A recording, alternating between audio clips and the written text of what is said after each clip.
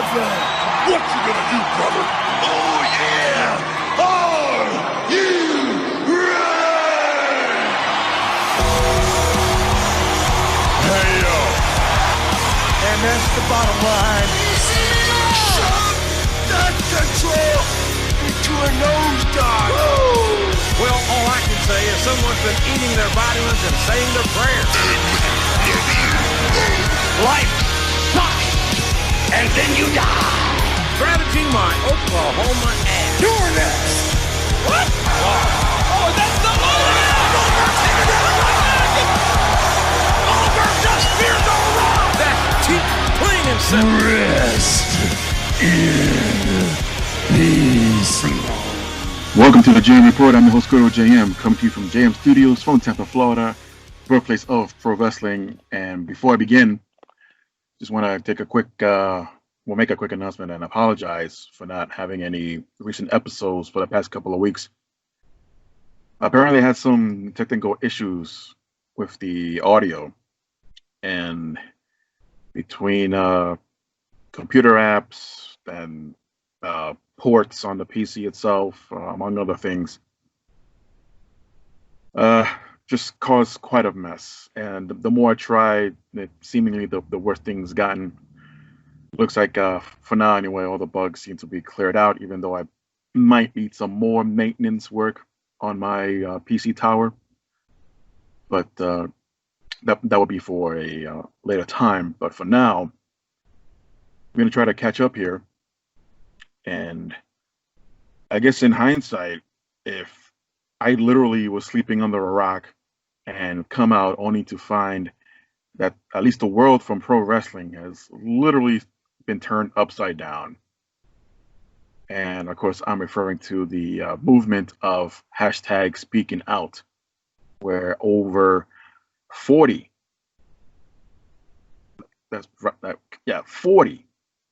men and women in the wrestling business around the world. This is not just WWE. This is also infecting Impact, AEW, Progress, NXT UK, the NWA, just to name a few. There are so many names on the list of those accused. You can literally redo the entire Greatest Royal Rumble lineup where there were 50 participants.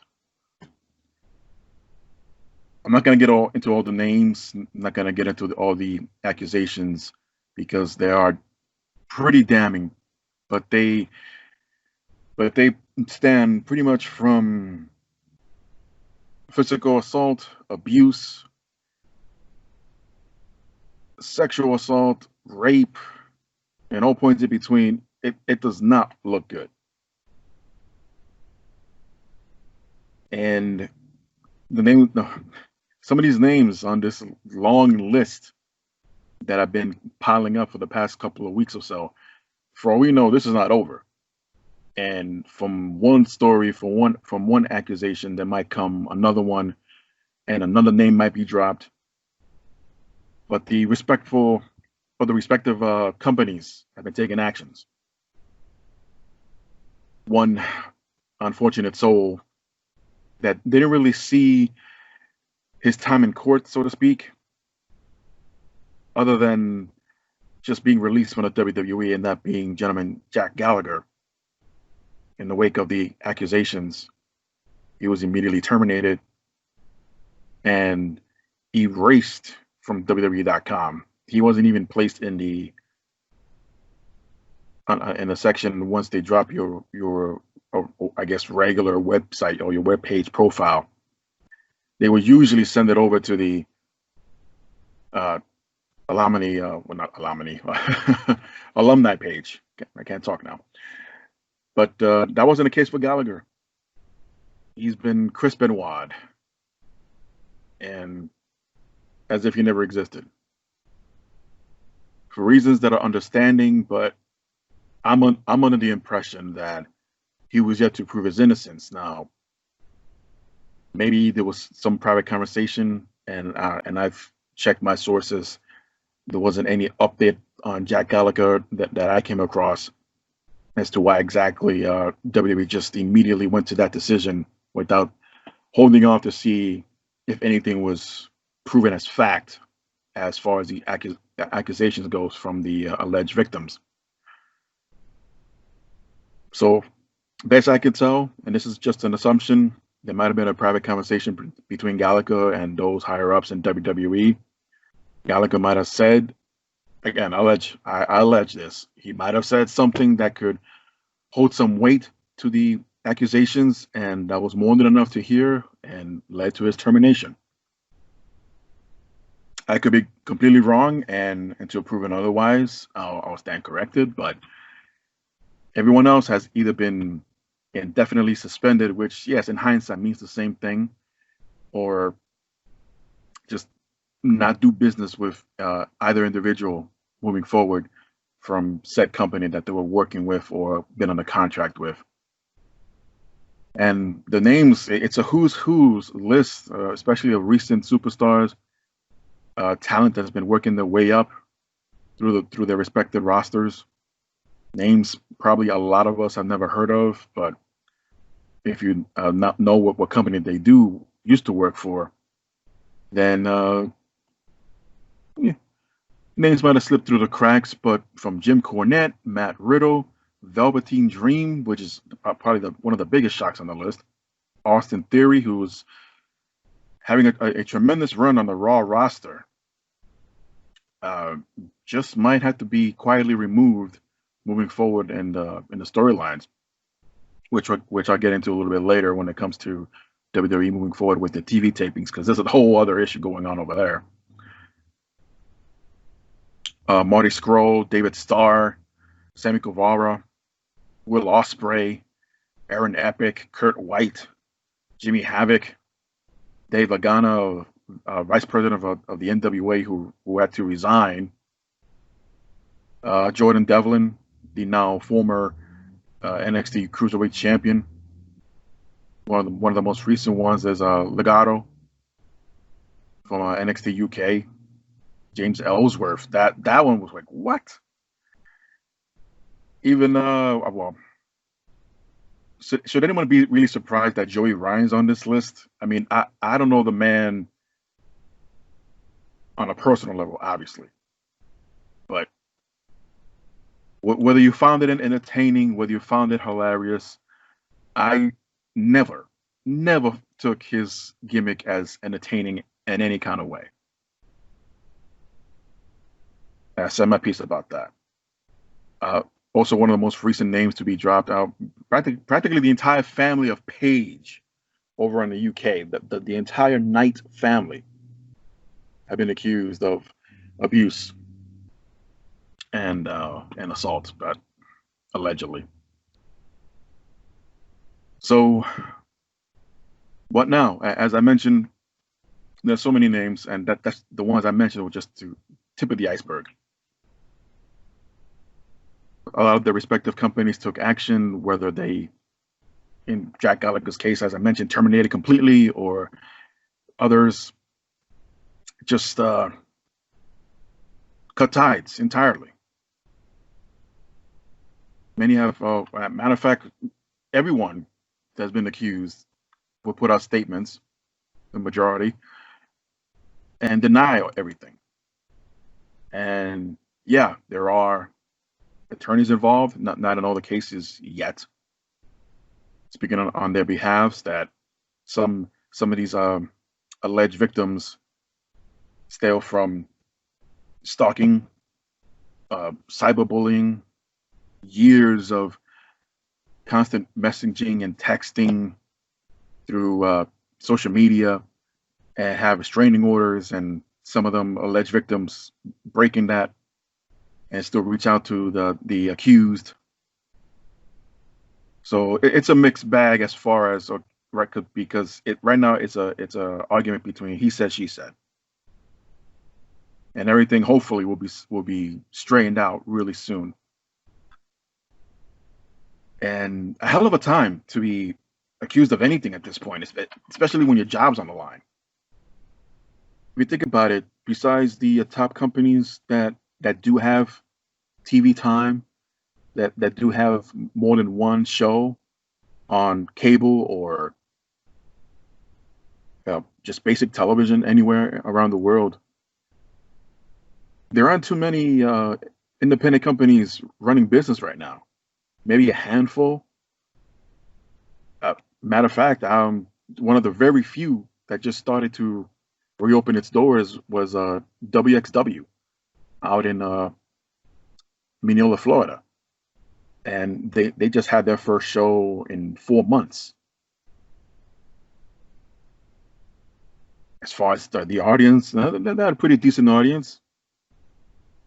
They, again, I'll get into this later, but everybody practiced their social distancing and wearing masks and whatnot. But the point being, back to this huge story, not a good time right now to lose a job under any circumstances if you're a pro wrestler.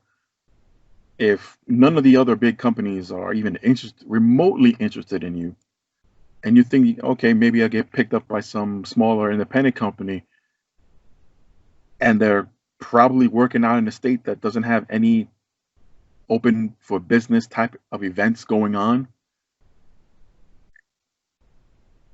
yeah, chances are you're not going to work.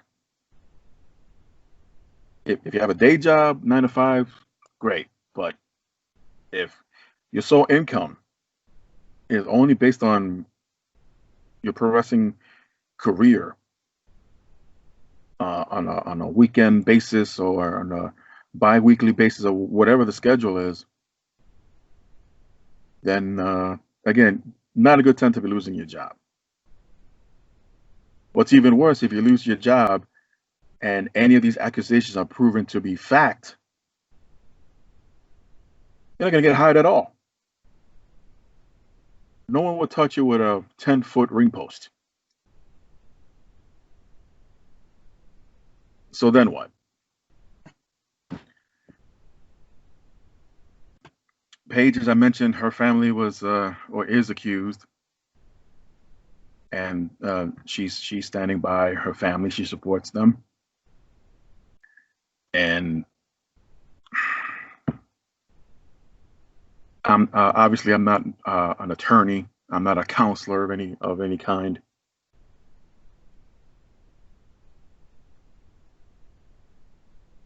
It's almost as if the entire Knight family.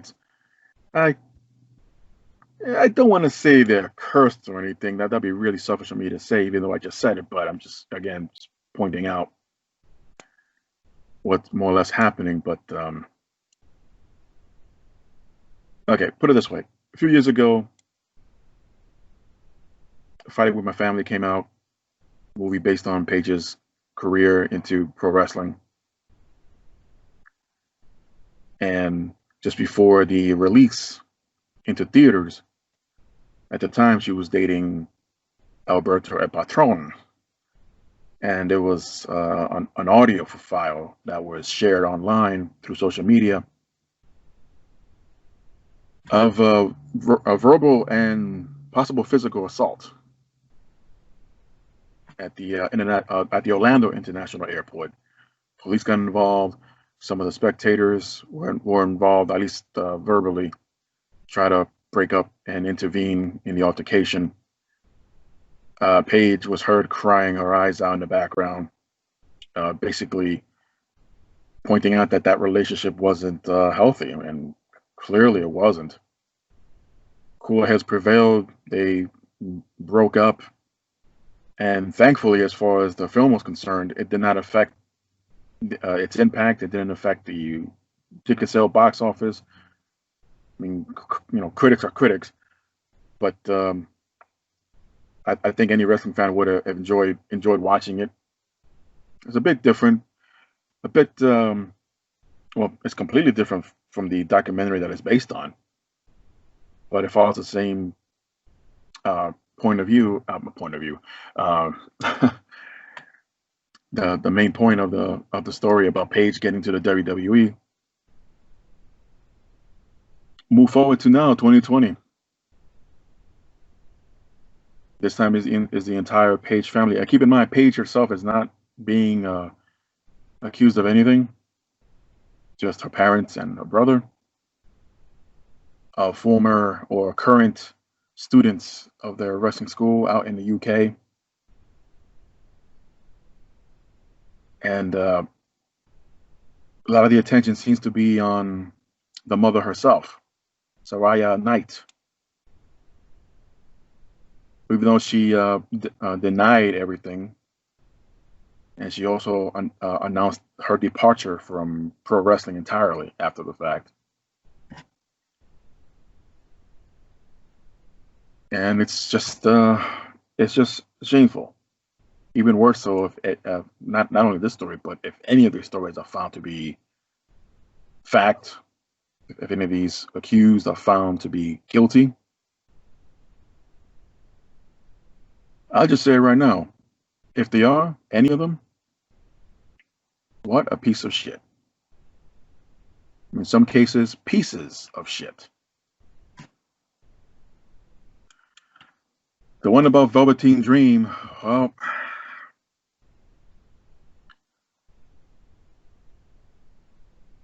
allegedly, he was part of inappropriate behavior with an underage fan.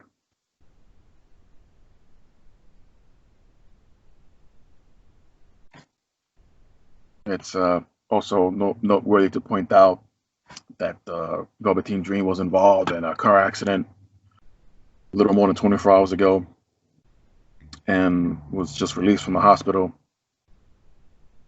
as reported by Feifel. As far as the car crash itself, no details were given other than he was part of it. The accusations in question date back as far as April of this year. Dream himself has also denied accusations, releasing a statement saying, "Be assured I did not communicate inappropriately with anyone. A private photo of mine was shared without my consent or knowledge, and I am working with a third party to look into the matter." So it's another one of those leaked photos, apparently, or allegedly, and it was sent to, maybe, let's just say for the sake of argument, a random fan of Velveteen Dream to make it look like as if it was Velveteen Dream himself that sent out to the underage fan. Dream has not been since, he's not been seen since Take Over in Your House. And if fate had intervened sooner and would have been involved in a car accident anyway, he more than likely had been off TV regardless. Question is, how many of these cases are going to be similar to that of Enzo Amore, where Enzo was accused, or at least the case was under investigation at the time, of Enzo allegedly being inappropriate and abused a female fan, and that the WWE was in the dark about it.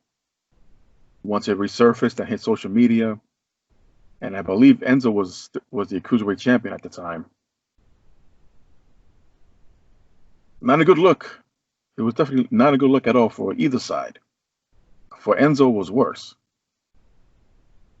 And WWE had to do what they felt they had to do, and quite honestly, I don't blame them for it. And not only stripped Enzo of the title, but released him. So it's a damn shame, and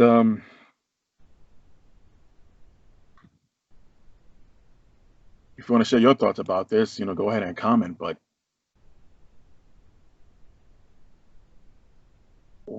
it's like, what is going on in 2020? Got pandemic, and from the pandemic, you got even more craziness with the economy being screwed over, people losing jobs, people dying, people getting sick, protests against police brutality, and people standing up for equality. Nothing wrong with that, don't get me wrong. Protest. Go ahead and speak your mind. You want to protest, do it peacefully, do it safely. I'm just pointing out everything that's been happening so far in 2020. And I don't want to. I try not to, but times like this is very difficult, especially when I don't want to make any of my episodes political. I just hope that the right people who are in position to do anything about any of these accusations or anything else that's going on around the world as far as police brutalities and those who are responsible for the riotings and physically assaulting innocent people in the streets. That really does not add to your protesting, by the way. That proves nothing. But I hope those who are responsible to make decisions as far as what actions to take, especially if you're found guilty, then that the proper justice is served. And I say that to those who are accused from the pro wrestling world, all the men, all the women. If nothing was done wrong on their part, then they have nothing to worry about. Just a matter of time to prove it and put the statement out there. But I feel another problem would be, even if you're found innocent beyond a reasonable doubt, this is something that will more than likely is going to stick with them. Just for example, take the situation with Velveteen Dream. Okay, he was accused, or is accused of inappropriate behavior with an underage fan. Okay, there's a raunchy photo, for lack of a better term, a private photo that was leaked, sent to the fan, and gave Velveteen Dream and NXT a bad look. In a case like that, you have to trace back the source of the photo, where it came from, who might have sent it, who else could have viewed it or shared it, so on and so forth. But if none of those sources is connected to Velveteen Dream, as far as he sent a private photo to a friend, and for whatever reason, this friend who knows this underage fan sent to them, but pretended to be Velveteen Dream, at that point, obviously, the roles are reversed in a sense. The Dream will be the victim, probably even trying to be extorted out of money, as I'm sure other cases are going to be looked at as. But yeah, you find a source, you find the one responsible, you try to apologize and somehow make amends with the victims, or the ones that are pointing the fingers of the accusations. But in the long run, yeah, Velveteen Dream, this is going to be part of his, tarnished now legacy moving forward, if found guilty. But if found innocent, not as bad, but there are those going to remember. For example, and it's really, really, I'm just going to say it, really fucked up for me to say this, but when Kobe Bryant died, how many people brought up, oh, but wasn't he the same guy that was accused of sexual assault and blah, blah, blah?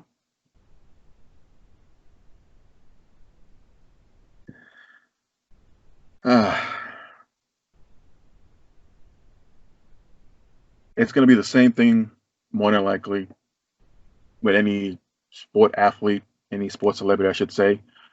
In this case, they have a Hall of Fame career,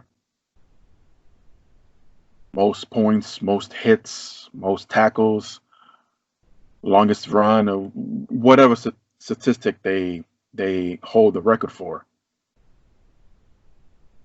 Then they have that one night, they go out on a weekend with friends, with other co-workers, other players, and shit hits the fan. And by Monday morning, you're being accused of something you know you didn't do, but there is some sufficient evidence that could back it up. However, you might choose not to go to trial with it. So you settle. settling, I'm gonna say right off the bat, settling doesn't prove anything as far as your innocence or your guilt. You just want it to go away. So for Velveteen Dream, for anyone that's been accused in the past couple of weeks, this will be part of their history. This will be part of their legacy, innocent or not. And whenever their time comes to move on to the next world, it's gonna suck then. Yeah, well, they passed, but at the same time, they're gonna be those people. They're gonna look back at history. That so and so from this long list of nearly 50 people so far that have been accused of assault, sexual abuse, rape, whatever, and have that as the main point of a conversation or an argument the day of they pass.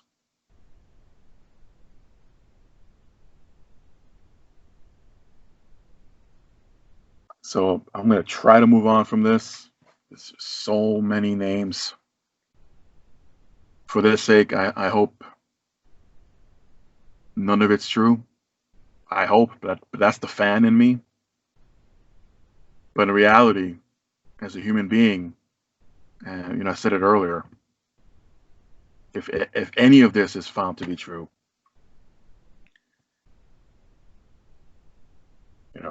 fuck these people. Jail will be too good for you, and I hope you burn in hell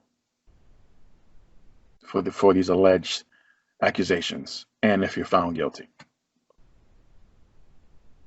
But I'm going to move forward now to something else that's rocked the pro wrestling world, probably just as bad, if not worse, than these accusations.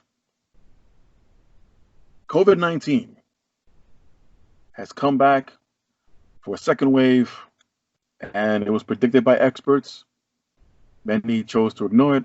Many chose to take it as a grain of salt and move on with life, particularly in the world of pro wrestling when it comes to airing television, whether it's live or pre-taped, doesn't matter.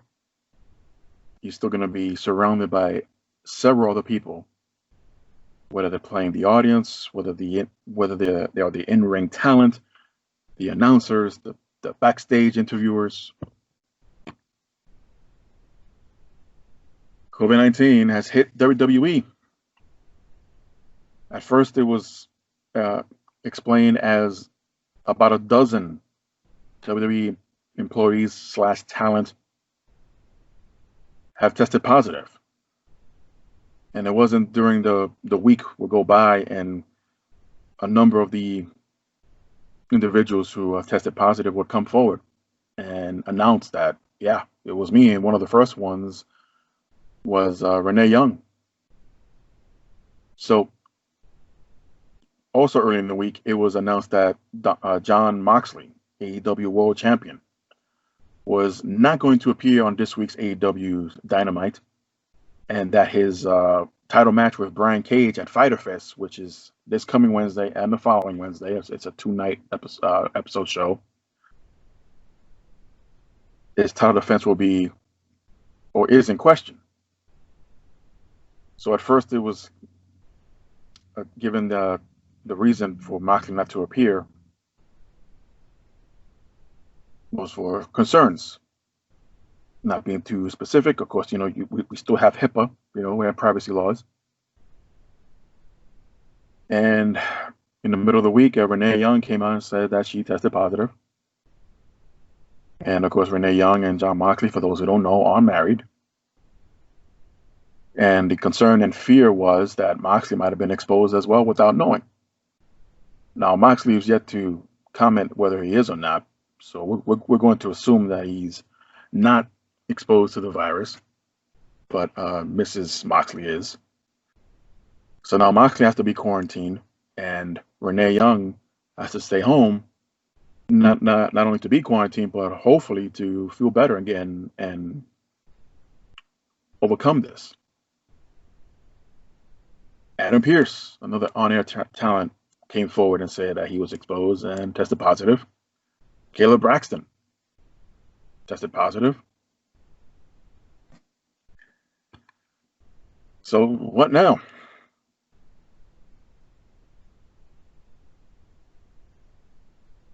Also, oh wow, I just went to puberty there. Also, there were a couple of other names to come forward. Jamie Noble over the weekend announced that he tested positive as well. So how could this happen? How did this happen? Well, I'm not going to sit here and tell everyone how to run a state if you're a governor, if you're a mayor, how to run your cities, how to run your counties, communities, towns, what have you. As bad as the numbers were getting of how many were being exposed and how many were sick, hospitalized, and unfortunately dying from this, at some point, flattening the curve did happen, and the chart was drastically falling at a slow pace, but falling nonetheless. All due to mostly, in part, of social distancing, wearing masks, and staying at home. But once everyone being the states, going through phase 1, phase 2, phase 3, or whatever, slowly started reopening businesses at limited capacities, no one ensuring or enforcing the fact that you have to wear a mask, because now there's another group of people that feel like their freedoms are being taken away. They don't want to listen. They don't want to be told what to do or forced to wear a mask because they don't believe they'll get sick.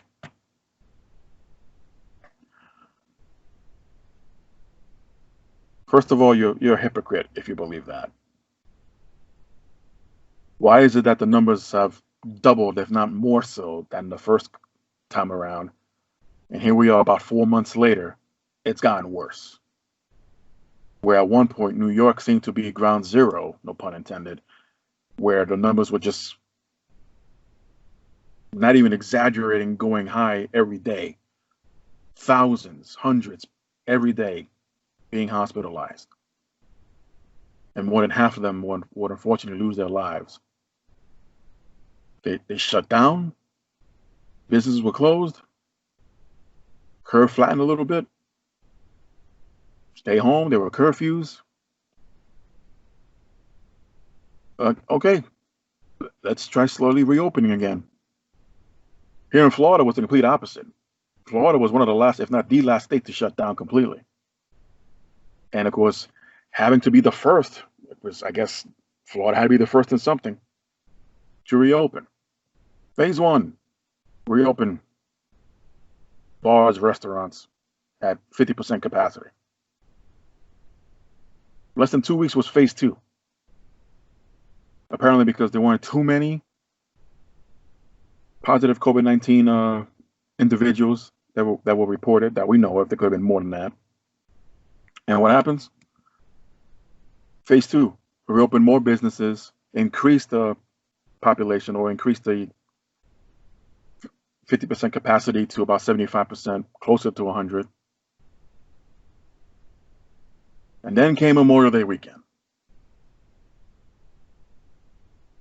Probably one of the most concerning weekends, concerning days in recorded history when it comes to, well, there aren't too many, but a pandemic, a health crisis, if you will. If you're going to go out there and party, pool parties, beach, barbecues, whatever, they were encouraged. But I feel a lot of people nowadays are just saying, oh, well, you're not required. It's optional to wear your mask. Again, just being hypocrites. And I know I'm getting way off track here.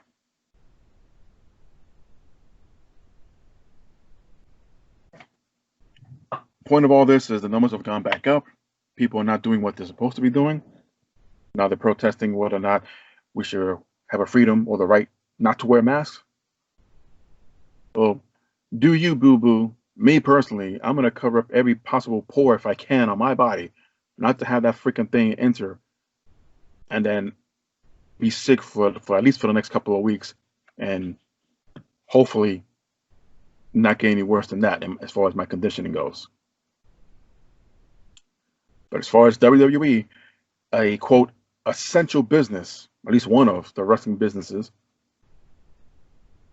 we were told or led to believe that there were testing being done, or at the very least looking for symptoms, that everyone entering in and out of the performance center will have the temperatures checked, will be looked at for any symptoms as far as fevers, sneezing, coughing, what have you. And I guess everything was going fine. They halted live television after the first case. And it was about a month ago. Still don't know who it was. Tested positive. That came to the PC, went to the restaurant or a restaurant and exposed someone else there, and came back to the PC, and everyone else got sick. If you follow any of these pro wrestlers on social media and they post what they're doing when they're not at TV tapings, they're not even practicing the social distancing or mask wearing or anything like that. They have gatherings, get-togethers, house parties, pool parties, what have you. And you wonder how so many more people got sick this time around.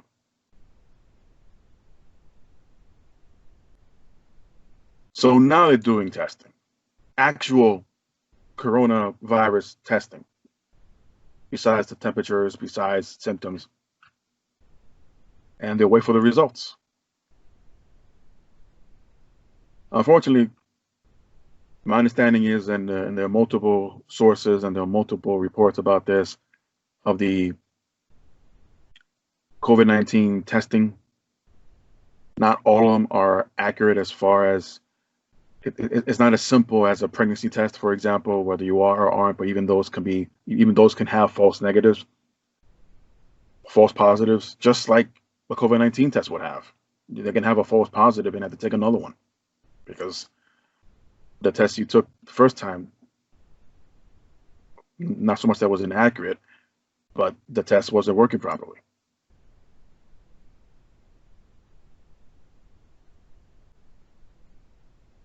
So, TV tapings were in question this week. There were supposed to be TV tapings this past Friday night, and they were postponed until Saturday night.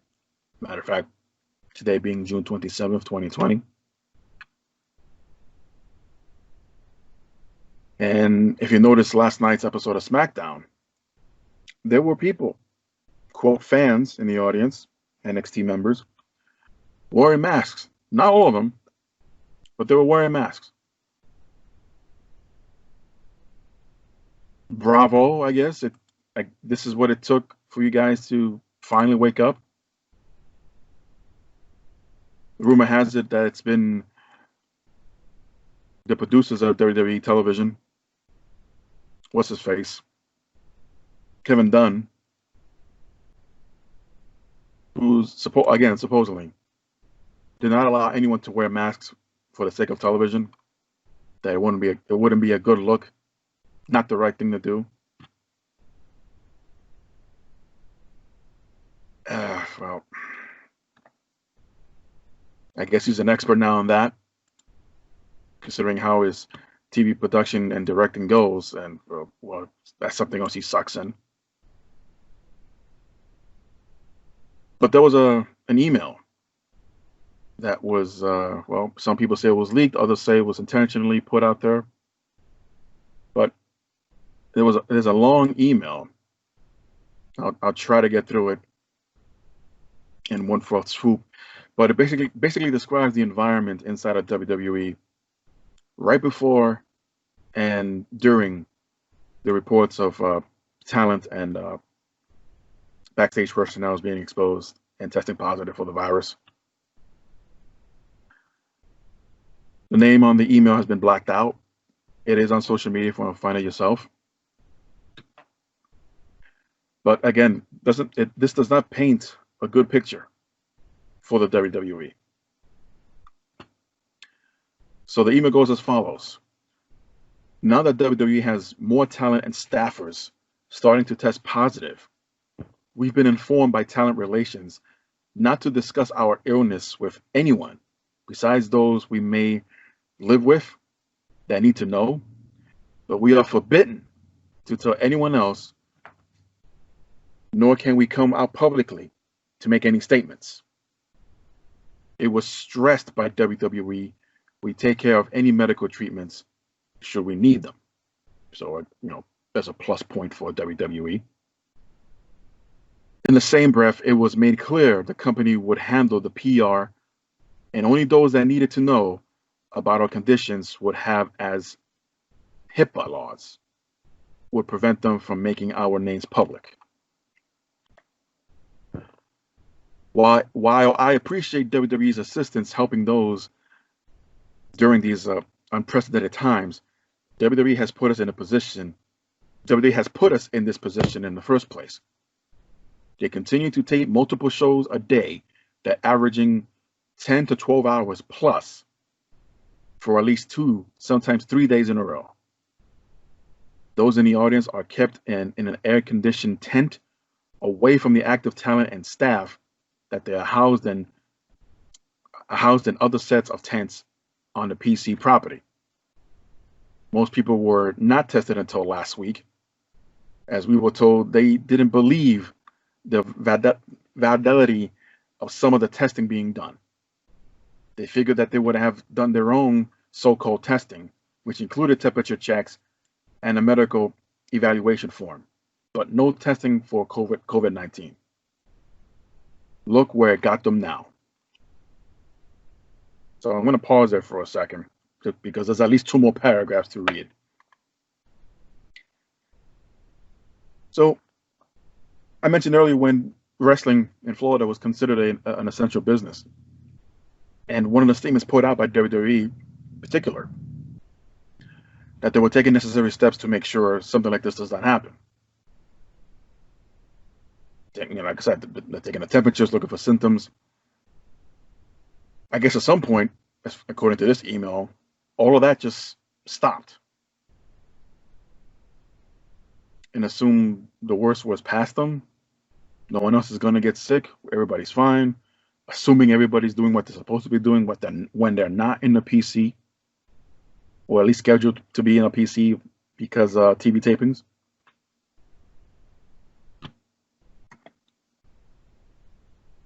Continuing on here, some people were asked to invite friends, family, and some fans they've befriended to attend shows at the PC.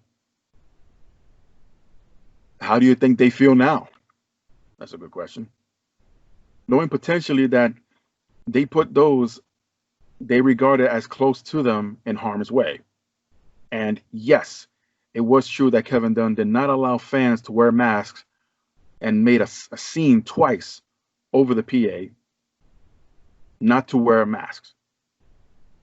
It's a shame these people came out to support the talent and company that they love and were treated this way. So pause there again from the email, but there you go. This unnamed, well, let's just say employee/talent from WWE has just thrown Kevin Dunn under the bus, and for good reason, because Dunn did not want anyone to wear masks. If you're part of the audience, the fans, so to speak, the ones that can't sit down for these 10 to 12 hours of tapings. Because why? It doesn't look good coming on across television. Sorry for being safe. Sorry for not wanting to possibly spread out a virus that I might not be aware that I have to my colleagues around me. I mean, in fairness, yeah, they have been practicing this 6 feet social distancing mostly. Even NXT's over at Full Sail University, they've even expanded their entrance ramp. So now that quote plexiglass is not as close, if anything, and that it's spread even wider. So let me finish up this email, and you come up with your own conclusions here. In closing, I would like to give you some information on our medical screening process, as most have been calling it questionnaire. One of the questions asked is, have we done anything that will that would put ourselves at risk for contracting COVID-19? That includes being around large gatherings of people and not wearing masks, where it's suggested that we do so. Some have attended packed beaches, parties, and recently opened amusement parks here in Florida.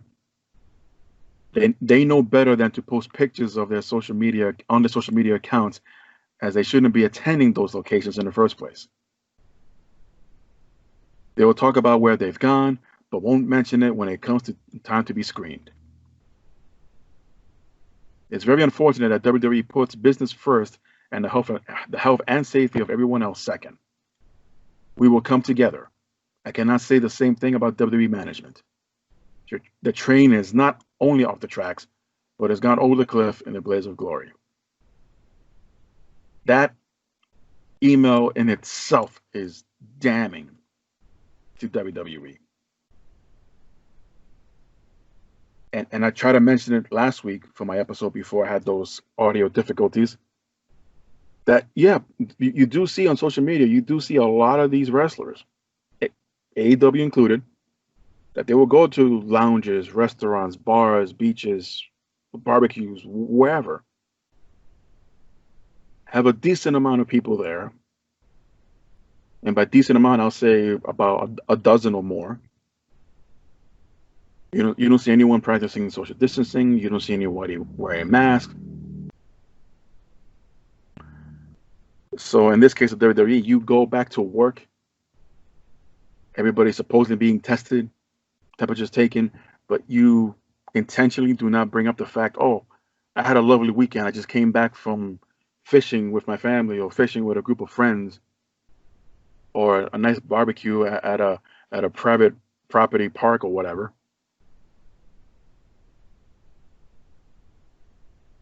And that's a huge bit of information that the medical team, any medical team, should know.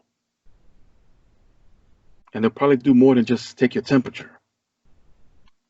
So with all that said, with all the names that I mentioned that have tested positive, seemingly WWE is taking the proper steps now moving forward and having everyone in the audience to wear masks, or at least give them the option to, even though there were a lot of people in the background clearly weren't. But they're still planning, as of this recording, still planning to move forward and have live Raw and SmackDown events with more fans. So according to WrestlingInc.com, WWE has had plans to start taping Raw and SmackDown with crowds once again in Florida. Reportedly contacted a company for local people for TV tapings on a Friday and a Monday in late July, which was first reported by Fightful. The dates discussed were Friday, July the 24th and Monday, July 27th for live TV shoots at the RP Funding Center in Lakeland, Florida, a venue which holds about 18,000 people. And ironically was also the past home of Ring of Honor. It was also noted that they may push these WWE TV shoots in August now, probably perhaps of the reactions of the COVID-19 testing positive for some of their talents. The July dates were originally set to be announced this coming week, but because WWE Chairman Vince McMahon reportedly wanted to be the first person to run a live indoor sports event with fans during the pandemic. Unfortunately, no, he lost that. He lost that game right there. Unless he doesn't count other sports from around the world, which probably doesn't. But soccer has been up and running for the past couple of weeks, having live games at stadiums, because a lot of European countries, not only have they flattened the curve, but they've overcame so many obstacles. And they've gone more than 3 weeks without a new report of anyone testing positive for COVID-19. So clearly, they're doing something better and more right than the United States could ever have in a situation like this. But moving on. This is why I don't want to get political. Moving on. The plan was to allow the fans, but still practice social distancing, which would mean they would have to limit the crowds to a percentage to allowed capacity. So who knows by then if a 8,000 seat arena would be cut in half, or just have everyone on the hard camera side, similar to what they're doing now at the PC. And there's your audience, but still have social distancing. So what would that be? Two to three seats apart from each other? WWE has not had regular fans for their live TV shows of any kind, including pay-per-views, since early March, and this obviously affected their WrestleMania event. But that's neither here or there. Going from this WrestleMania to next year's WrestleMania, which is also still up in the air. San Diego's California as a whole right now is not planning to have any kind of live sporting events of any kind, and definitely not to have any members of the audience in the arena and the stadiums, and that includes Mania. So that was announced yesterday. So now we have an update. Update as far as moving forward for the rest of the July month. TV tapings for Raw, NXT, and SmackDown. According to a report from PostWrestling.com, WWE was initially set to tape 2 episodes of Raw and SmackDown over the weekend, which is this weekend. Instead, the company will film throughout next week, likely in an effort to catch up with lost time. The report mentions that on Wednesday, both episodes of NXT's Great American Bash episodes that will be airing on July 1st and July 8th will be taped, and the following day we'll see the July 3rd and July 10th episodes of SmackDown taped alongside 205 Live. And finally, on Friday, we will see the July 6th and July 13th episodes of Raw taped, which should give the company time to flesh out its taping schedules more often moving forward. So they're in a scramble right now, and looks like they're taping out of order. But thankfully, it's not like Raw runs into NXT or runs into SmackDown or any combination. And at least they're separate. NXT tapes at Full Sail University, Raw and SmackDown are at the PC. But still, the fact that they're moving forward with all this nonsense happening may or may not be taking more precautions and necessary steps to avoid this happening again. Personally, and this is just my opinion, I have no faith in it. And you know what? I've been following WWE for over 30 years. So yeah, I think I do have the right to say something like that. So if you just said or thought something differently than that, well, that's just too bad if you don't agree with me. There have been many opportunities and many chances that WWE could have slowed things down a little bit, whether because they needed to catch up with the TV times or needed to catch up or fulfill contractual obligations with the USA Network or Fox, which again wasn't ever really cleared up or pointed out ever again once it was first mentioned, shortly after WWE was announced among other companies as an essential business. So it's a bit of a stretch, and I know it better than anyone clearly that when it comes to contracts and you're dangerously breaching the contract or coming close to it, yeah, there will be lawsuits. Not that WWE can't afford to fight it off or settle it, but worst case scenario, the said contract could be terminated. I'm not even sure if Fox even has an out clause. Even if they do, I doubt they ever use it. Fox or the USA Network. Usually when companies do that, it's a result of maybe the show in question would have or come across very low ratings. and they opt the out clause. And it sucks. For example, that kind of happened with WWE backstage around the same time when Renee Young announced that she tested positive for COVID-19. WWE backstage had their plug pulled from Fox Sports 1. One of the main reasons, or if not the reasons, lack of ratings. Ratings have been really low as of late.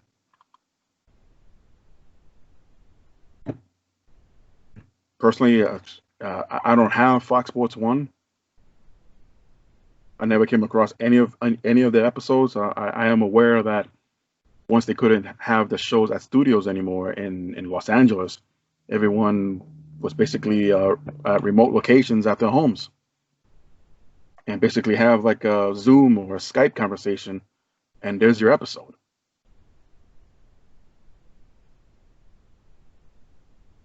So between the accusations and COVID-19 hitting back stronger than before, and we have this sandstorm that's already here in the States. It's somewhere, I believe, in the Louisiana part of the world. What else can 2020 bring us?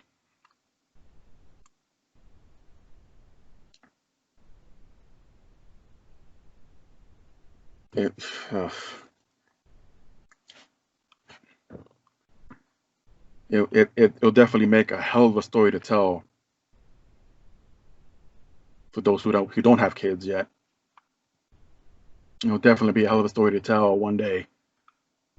Back when mom and dad were working and hanging out during the year of 2020, seemingly out of nowhere, this virus hit the entire world.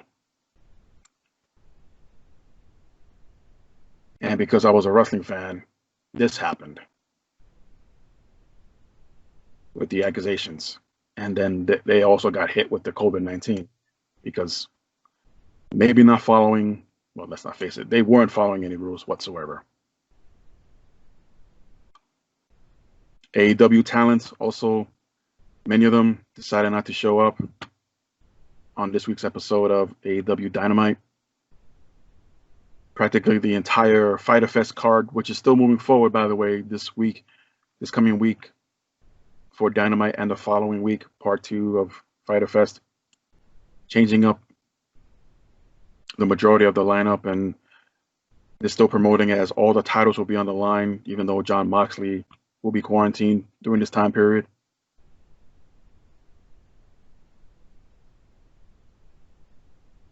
So what else can be said? What else can be said?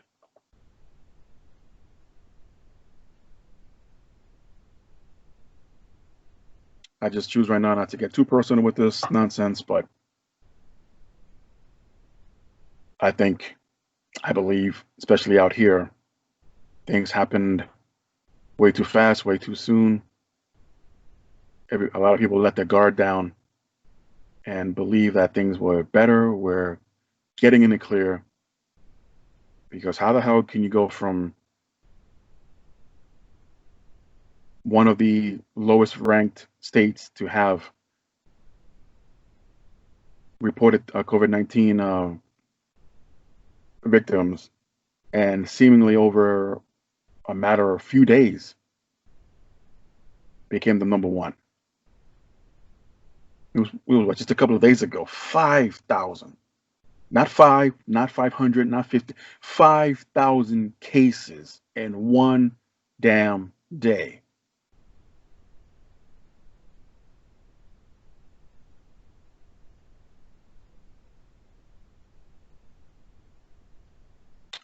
Another disadvantage of this virus, once you get it, you won't know that you have it until it starts affecting you. The symptoms don't kick in for another few days. Hence why the recommended quarantine for 2 weeks at least, to stay home,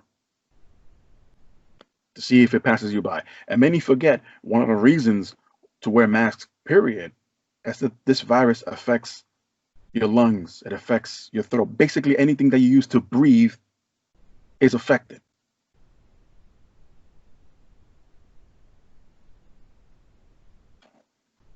So if you haven't already, yeah, call me every name in the book. Call me whatever.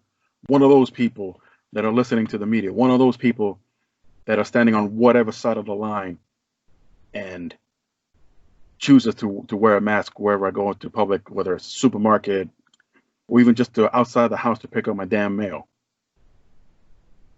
Yeah, you're damn right. And if you're between me and you're my neighbor, you go out there do the same thing without wearing a mask, and I come to find out a few days or a couple of weeks later that you got sick. Don't want to be the one that told you so, but there it is. And just to wrap this up here, because this is just, again, so damning. Not COVID-19 related, not accusations related, but Impact Wrestling has fired their world champion in Tessa Blanchard. Everything was being set up for their Slammiversary show that's going to still take place on July 18th. Setting up for a fatal five-way for the Impact World title, as Tessa Blanchard was expected to defend and was also asked, who has been in quarantine in Mexico this whole time, and was set to defend against Eddie Edwards, Ace Austin, Trey. Did I say fatal five-way? I meant to say fatal four-way. But either way, a multi-person match. Impact Wrestling has been asking Tessa for days now to send pre-recorded promos. Send them over, online, email, whatever, and to be edited properly and to be airing on television leading up to the Slammiversary title match. Turns out Tessa hasn't done jack shit. Let's put it that way. She hasn't done any of this, what was asked for the company for her to do. Reportedly, there were attempts made to get her to return and drop the world title, but neither side would come to terms. So in other words, by this logic or by this detail, Tessa Blanchard is still in possession of the physical world title belt all the way in Mexico. Even though Impact has stripped her of the title, kind of a similar situation here where Shawn Michaels was suspended, allegedly failed a drug test. He was the Intercontinental Champion at the time and was told to return the physical belt. He said, no, it's in here in Texas with me. If you want to come get it. He never did. And WWE always has backup replica belts regardless. I'm sure Impact has the same plan B idea. I don't think they're going to rehire Tessa Blanchard and find out who's the real Impact World Champion anytime soon in a ladder match or anything like that. But come on, really? She's in her, early 20s? I believe she's engaged now. And this is, again, 2020 is so fucking funny. This is how you treat the company that took a huge gamble on you. Shortly after Tessa had her own accusations, not about abuse or anything like that, although technically speaking, it kind of falls under the same category, about Tessa allegedly making racist remarks to co-workers around the world, in locker rooms, to other female wrestlers. It was damning back then, it's damning now. And Impact still moved forward anyway and crowned the world champion by having her defeat Sami Callihan all the way back in January. So not only is Tessa stripped of the title, but they terminated any working relationship moving forward with Impact Wrestling. I guess there could be worse things you could be fired for. Not limited to not doing what the higher-ups or your boss tells you to do.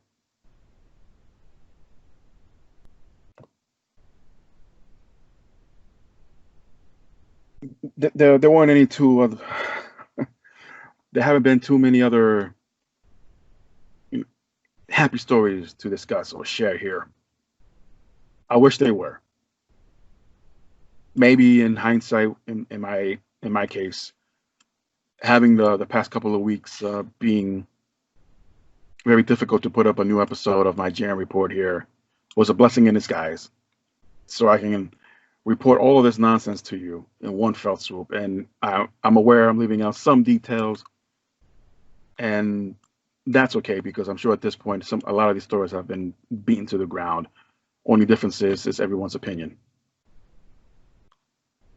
But moving forward, as far as the accusations goes, again, I hope, as a fan, I hope most, if not all of them, can be proven otherwise. However, if even one of them are found guilty, I mean, forget about ever working for any other wrestling company ever again in any part of the world. You know, no, for whomever it is, he, her, them, whomever, they should just disappear. Legally change their names, move to a different part of the world that probably aren't too aware of what's going on over here, and just go away. As far as anyone that's been tested positive for the virus from any wrestling company, I hope they get well soon. Hope they can speak their minds when they come back and say, we need to do better with this so it won't happen again. Apparently, Kayla Braxton reported that this is the second time that she tested positive for the coronavirus. Good Lord. So is she one of those unique enigmas that there's something in her bloodstream, in her plasma, that could combat the virus? Maybe. I don't know. I'm not an expert, but I hope she at least volunteered to, hey, take a blood sample. This is the second time I have this thing. Maybe we missed something during testing or in research, but she's not the only one that has gone through this twice. And if she survived, and she does overcome this time around, a 2-time survivor of the coronavirus, first of all, that'll be amazing. And second, that's definitely something in her bloodstream, in her DNA, or what have you. There might be a way to combat this thing. Time will tell. But I hope every single wrestling company that's had someone affected by it takes better precautions, take it more seriously, and not put business and television and money before the health and the welfare of their talents, of their employees, of their agents, interviewers, everyone across the board. Individually, everyone's going to come up with their own assumption, whether they're going to continue with the same company, whether they're going to let their current contract expire, or maybe ask for their release for this reason alone. I would not blame them.